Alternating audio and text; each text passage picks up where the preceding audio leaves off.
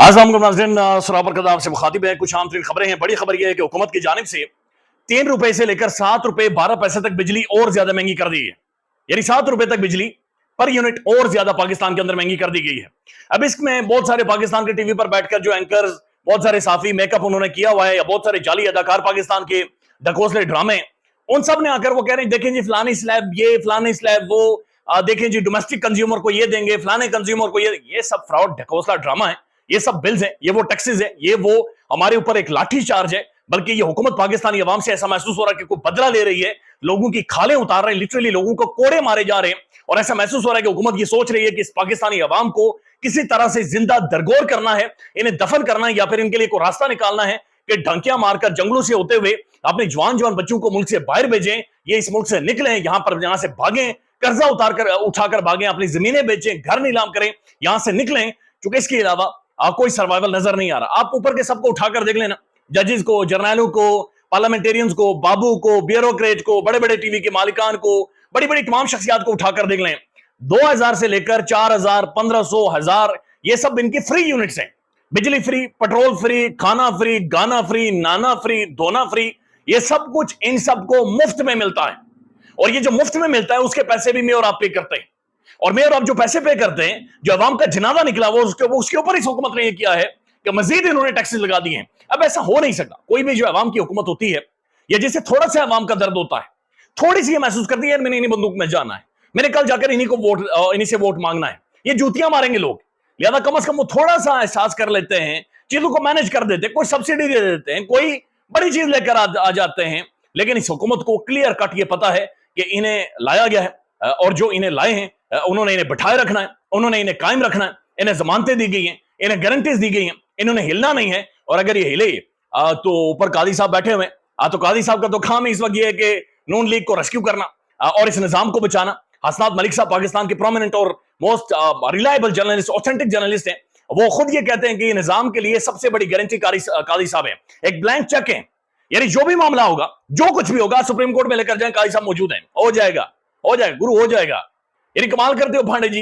ये इस निजाम को ये गारंटी है कि जनाब काजी साहब जब तक बैठे हुए हैं, ना हुकूमत को कुछ होगा, ना मोहसिन नकवी को कुछ होगा, ना इलेक्शन कमीशन ऑफ पाकिस्तान को कुछ होगा, किसी को कुछ नहीं होगा। यानी ये बड़ी इनके लिए एक गारंटी है। लिहाजा ये टैक्सेस पर टैक्सेस लगाए जा रहे हैं। पाकिस्तानी अवाम का जनाजा इन्होंने निकाल कर रख दिया है, मजीद टैक्स लगा दिए गए हैं। अल्लाह ताला पाकिस्तानी अवाम पर रहम करे। यकीन माने कि सड़कों पर आप नहीं जा सकते, दोस्तों के साथ बैठकर ढाबों पर चाय पीते हुए अब बड़ा अजीब महसूस होता है, चूंकि उनके चेहरे की हवाइयां उड़ी हुई हैं, लिटरली हवाइयां उनके चेहरों की उड़ी हुई हैं।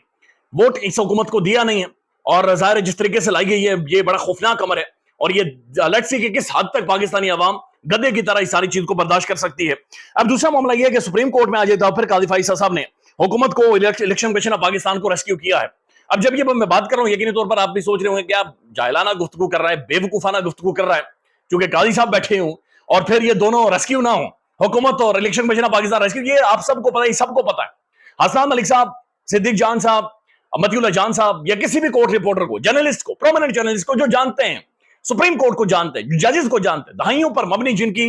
ये रिपोर्टिंग रही है, जिन्होंने नाक रगड़ी है, जिन्होंने किरदार अदा किया इस सारे निजाम को समझने में, उन सब का ये कहना है कि जब ये बेंच बना था,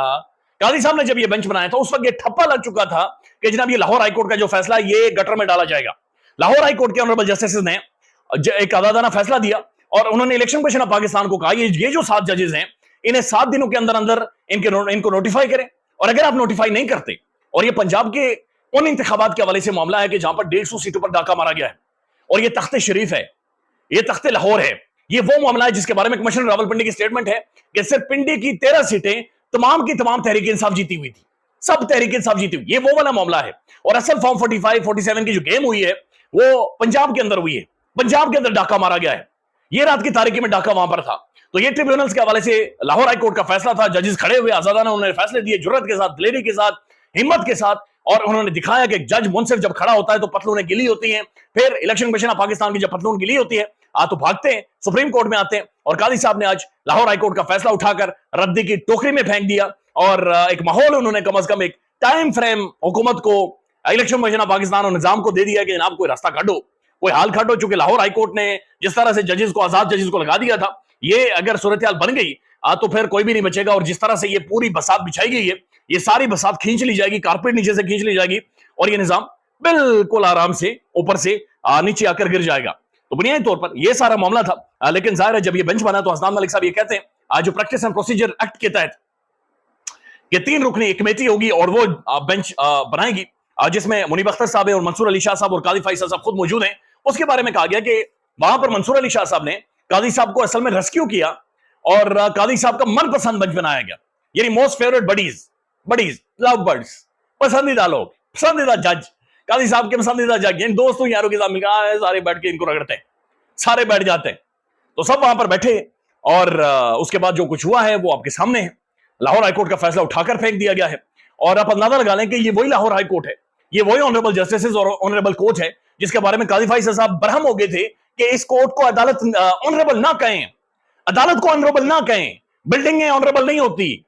الیکشن کمیشن کو بھی آنریبل کہیں الیکشن کمیشن آف پاکستان کی بھی عزت کریں. یہ بھی معتبر ادارہ ہے, ایک ایسا ڈھکوسلا ادارہ, ایک ایسا ظالم ادارہ جس نے ایک ایسے انتخابات چھینے ہیں کہ تاریخ کبھی بھی معاف نہیں کرے گی. اور یہ قاضی فائز عیسیٰ صاحب یقین مانے کہ تاریخ کے اندر جن الفاظ میں انہیں یاد کیا جائے گا یا جن الفاظ میں انہیں لکھا جائے گا, وہ جو پڑھنے والا ہوگا وہ سب چیزیں پڑھ کر جا کر ایک دفعہ نہائے گا کہ جتنی نحوست اس سارے ٹائم میں ہوئی ہے اور جس طرح سے انتخابات 2024 میں یہ چھینے گئے ہیں یا ان کے اوپر ڈاکہ مارا گیا ہے, یہ غیر معمولی ہے اور یہ ساری چیزیں ظاہر آپ کے سامنے موجود ہیں. لیکن بہرحال قاضی فائز عیسیٰ صاحب نے ایک دفعہ پھر الیکشن کمیشن آف پاکستان اور تخت شریف کو, شریف خاندان کو, ان سب کو ریسکیو کیا ہے, انہیں ٹائم دیا ہے, انہیں ایک سپیس پرووائڈ کر دی ہے کہ اس دوران کسی طرح سے جو جگاڑ لگاؤ جو مرضی کرو لیکن کسی طرح سے اس ساری صورتحال کو مینج کریں, نہیں تو یہ جناب آپ کے لیے اور زیادہ مشکل ہونے والا ہے. اب تحریک انصاف کی جو قیادت ہے, عمر ایوب صاحب, شہریار خان افریدی صاحب اور مختلف جو لوگ ہیں, رؤف حسن صاحب,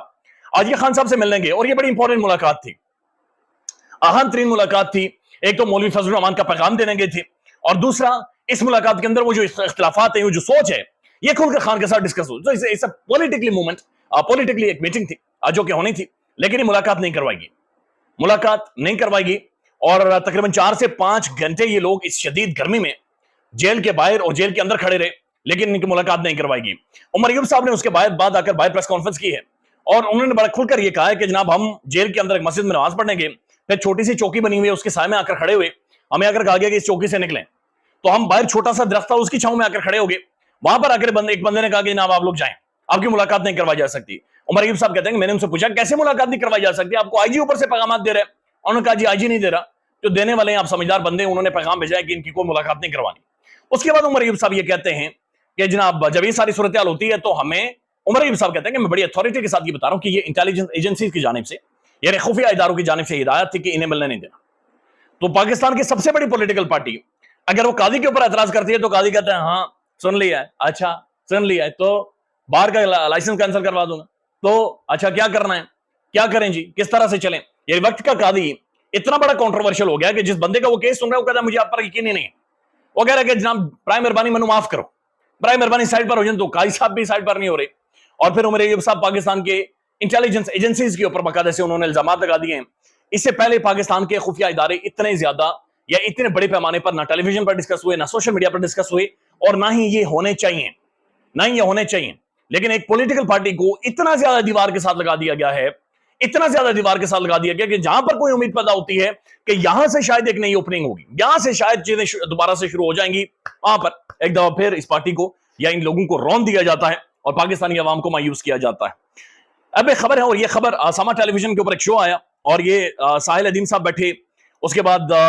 عائشہ جانزیب صاحبہ بیٹھی, اور پھر خلیل الرحمان قمر صاحب جو ذہنی طور پہ کچھ تھوڑا سا مسائل ہیں ان کے ساتھ, انہیں یہ لگتا ہے کہ وہ گالیاں دے کر, یعنی خلیل صاحب گالیاں دے کر سگریٹ پھونک کر وہ سمجھتے ہیں کہ میں ٹھیک کرتا ہوں, یا میں ٹھیک کرتا ہوں کہ کسی بھی عورت کو دے اور نکل ہوئے تو پاگل ہے اور تو ٹھیک نہیں ہے اور تیرے ٹخنوں سے اوپر ہے. یعنی یہ اس معاشرے کا شعور ہے, یہ اس معاشرے کے لوگ ہیں, یا یہ اس معاشرے کا ایک آرٹسٹ ہے یا سوچنے والا بندہ ہے کہ جس کی جو باڈی لینگویج ہے, یہ جو ریفلیکسز ہیں, سائیکالوجی یہ کہتی ہے کہ یہ لوگ ٹھیک نہیں ہیں. ان لوگوں کو بجلی کے کرنٹ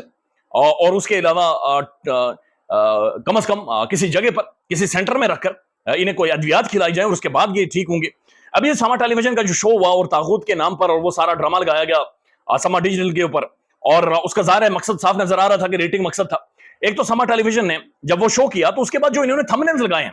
وہ تھمبنیل کلیئرلی شو کر رہے تھے کہ ساما ٹی وی چاہ رہا تھا या इनके प्रोड्यूसर्स शो के या फिर शो प्लान करने वाले, ये सब चाह रहे थे कि ये कंट्रोवर्सी बने, ये रोला पड़े और लोग इसे देखें। इन्होंने मोन्टाज के अंदर भी उस खातून की और जनाब साहिल अदीम साहब की और फिर जो है जनाब कमर साहब, उन कमर साहब का जो आर्गुमेंट हो रहा है उसको लगाया। फिर थंबनेल्स के ऊपर, यानी मैं एक थंबनेल देख रहा था इनका, उस थंबनेल के ऊपर सिर्फ लाइनें अगर मैं आपके सामने पढ़कर रख सकूं तो आपको अंदाजा होगा कि समा टेलीविजन ने असल में लिखा हुआ क्या था, मेरे ख्याल में मिस हो गया मुझसे। लेकिन इस तरह की सारी चीजें इन्होंने थंबनेल के अंदर एक पूरा माहौल बनाया ताकि लोग इसे देखें और ये आगे हैं। अब उस शो के बारे में बाकायदा मुख्तलिफ साफी ये कह रहे हैं और बड़े क्रेडिबल लोग ये कह रहे हैं कि ये प्लांटेड था और ये सारी चीजें प्लान की गई थी। वहीद मुराद साहब सोशल मीडिया पर लिखते हैं, मेरे लिए बतौर साफी ये अहम है कि टीवी चैनल्स अगर अपने वर्कर्स या उसी प्रोग्राम की टीम में शामिल लोगों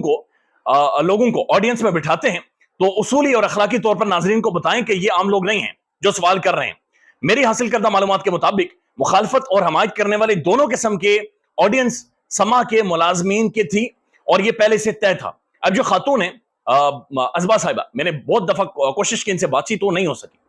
ये इन्होंने फोन नहीं उठाया। साहिल अदीम साहब से इवन सो काइंड, उनसे बातचीत हुई है, लेकिन ये जी वहीद मुराद साहब के मुताबिक ये शो प्लांटेड था। ऑडियंस समा टेलीविजन ने अपनी बिठाई हुई थी, पूरा माहौल क्रिएट किया गया और उसके बाद ये रोला डाला है। उमर चीमा साहब प्रोमिनेंट इन्वेस्टिगेटिव जर्नलिस्ट, वो कहते हैं वैसे मुझे पहले दिन ये पता चल गया था कि वो लड़की समा टेलीविजन पर काम करती है